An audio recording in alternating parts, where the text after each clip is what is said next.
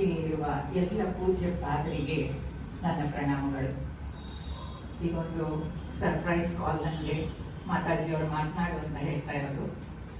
ಪೂಜ್ಯ ಸ್ವಾಮಿ ಚಿನ್ಮಯಾನಂದರ ಬಗ್ಗೆ ಮಾತನಾಡ್ಲಿಕ್ಕೆ ಹೋದ್ರೆ ಅದಕ್ಕೆ ಕೊನೆಯೇ ಇಲ್ಲ. ಈಗಷ್ಟೇ ಪ್ರದೀಪಣ್ಣ ಅವರು ಹೇಳಿದ್ರು, ಸಾಕಷ್ಟು ವಿಚಾರಗಳು. ಪ್ರತಿಯೊಬ್ಬರು ಅವರ ಸಂಪರ್ಕದಲ್ಲಿ ಬಂದವರೆಲ್ಲರಿಗೂ ಅವರು ಒಂದು ಪರಿವರ್ತನೆಯನ್ನೇ ತಂದು ಬಿಟ್ಟಿದ್ದಾರೆ. ಇವತ್ತು ಗುರುದೇವರ ಜಯಂತಿ, ಅವರನ್ನ ನೆನೆಸ್ಕೊಳ್ಳೋದು ನನಗೂ ಕೂಡ ಬಹಳ ತುಂಬಾ ಸಂತೋಷದ ವಿಷಯ. ಅವರು ಮರ್ತಿದ್ರು ತಾನೇ ನೆನ್ಪು ಮಾಡ್ಕೊಳ್ಳೋದಕ್ಕೆ ಅಂತ ನಮ್ಗನ್ಸುತ್ತೆ. ಚಿನ್ಮಯ ಮಿಷನ್ ಸಂಪರ್ಕ ನನಗೆ ಬಂದದ್ದು ಬಹುಶಃ 79-80 ಇದರಲ್ಲಿ 10th ಸ್ಟ್ಯಾಂಡರ್ಡ್ ಓದ್ತಾ ಇದ್ದೆ ನಾನು. ಅವಾಗ ಕಾಲೇಜ್ ಸ್ಕೂಲ್ ರೆಪ್ರೆಸೆಂಟ್ ಮಾಡ್ತಾ ಇದ್ದೆ ಡಿಬೇಟ್ಸ್ ಕಾಂಪಿಟೇಷನ್ಸ್ಗೆಲ್ಲ. ನನ್ನ ಕಾಲೇಜ್ ಪ್ರಿನ್ಸಿಪಾಲ್ ನನ್ನನ್ನು ಕರೆದ್ಬಿಟ್ಟು ಹೇಳಿದ್ರು, ಶಾಂತಲಾ ಯು ಮಸ್ಟ್ ಅಟೆಂಡ್ ಸ್ವಾಮೀಜಿಸ್ ಯಜ್ಞ ಅಂತ. ನಮ್ಮ ಸ್ಕೂಲ್ ಪ್ರಿಮೈಸಸ್ ಕ್ವಾಡ್ರಾಂಗಲ್ ಅಲ್ಲೇ ಅದು ಯಜ್ಞ ಆಗ್ತಾ ಇತ್ತು. ಮೊದಲನೇ ಸಲ ನನಗೆ ಆಧ್ಯಾತ್ಮ ಅಂದ್ರೆ ಏನು ಗೊತ್ತಿಲ್ಲ, ಗುರುದೇವ್ ಗೊತ್ತಿಲ್ಲ. ಆದ್ರೆ ನನ್ನ ಪ್ರಿನ್ಸಿಪಾಲ್ ಹೇಳಿದ್ರು ಅಂತ ಹೋಗಿ ಅಲ್ಲಿ ಕೂತ್ಕೊಂಡು ನಾನು ಕೇಳಿದೆ. ಬಹುಶಃ ನಾನು ಈ ಮಕ್ಕಳಷ್ಟೇ ಇದ್ದೆ ಅನ್ಸುತ್ತೆ ಅವಾಗ, 10ನೇ ಕ್ಲಾಸ್.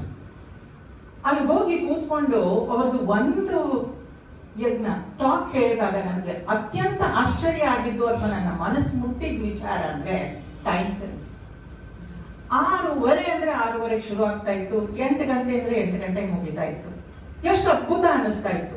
ಮತ್ತೆ ಆ 1.5 ಗಂಟೆ ಪಿನ್ ಆಫ್ ಸೈಲೆನ್ಸ್. ಯಾರು ಎದ್ದು ಹೋಗ್ತಾ ಇರಲಿಲ್ಲ, ಯಾರು ಬರ್ತಾ ಇರ್ಲಿಲ್ಲ.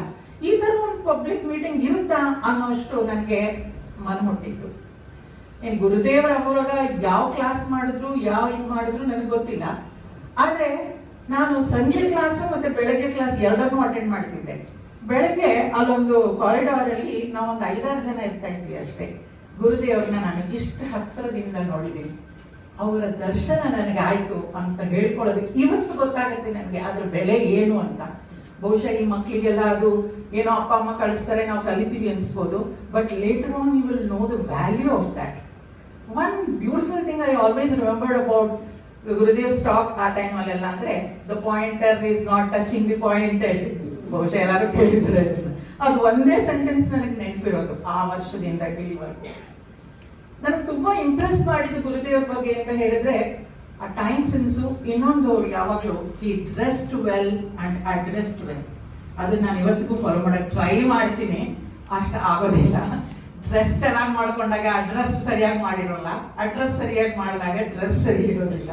ಸೊ ಇದು ಎರಡೂ ಸರಿಗಿರ್ಬೇಕು ಅಂದ್ರೆ ಅವಾಗ ಗುರುದೇವ್ರ ಮಾತುಗಳನ್ನ ಕೇಳ್ತಾ ಇರ್ಬೇಕು, ಗುರುದೇವರನ್ನ ನೆನೆಸ್ಕೊಳ್ತಾ ಇರ್ಬೇಕು. ಆ ಸಂಪರ್ಕ ನಮಗೆ ಭಗವಂತ ಒದಗಿಸ್ಕೊಟ್ಟಿದ್ದೇ ಒಂದು ಮಿರಾಕಲ್ ಅನ್ಸುತ್ತೆ. So let us all grow together. ಅದು ಯಾವತ್ತಿಗೂ ಮುಗಿಯೋದೇ ಇಲ್ಲ. ಈ ಡ್ರೆಸ್ ಬಗ್ಗೆ ಆಗಲಿ, ಅಡ್ರೆಸ್ ಬಗ್ಗೆ ಆಗಲಿ ನಾವು ಯಾವತ್ತೂ ಪರ್ಫೆಕ್ಟ್ ಆಗ್ಲಿಕ್ಕೆ ಸಾಧ್ಯನೇ ಇಲ್ಲ. ಯಾವಾಗ ನಾವು ಪರ್ಫೆಕ್ಟ್ ಆಗಿಲ್ಲ ಅಂತ ಅನ್ಸುತ್ತೋ ಅವಾಗಷ್ಟೇ ನಾವು ಇಂಪ್ರೂವ್ ಆಗ್ಲಿಕ್ಕೆ ಸಾಧ್ಯ. So all the best children, you are already associated with the mission. I wish you all the best, you grow in a better way.